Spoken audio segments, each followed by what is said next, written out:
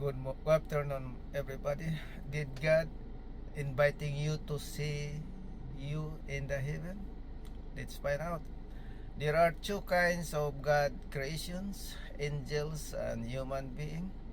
And Jesus Christ said, if you are born spirit, you are spirit. Angels is a spirit, they are born spirit. And if you are born flesh, you are flesh. We are flesh made out of the dust. We are not capable to go heaven to see God, and God is not inviting you to see Him in the heaven because you will die.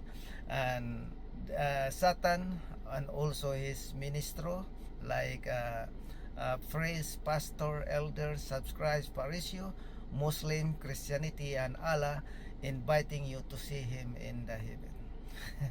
In reality, Jehovah God will not inviting you to see Him in the heaven. Thank you very much. That is the truth, and the truth will set you free, my friend.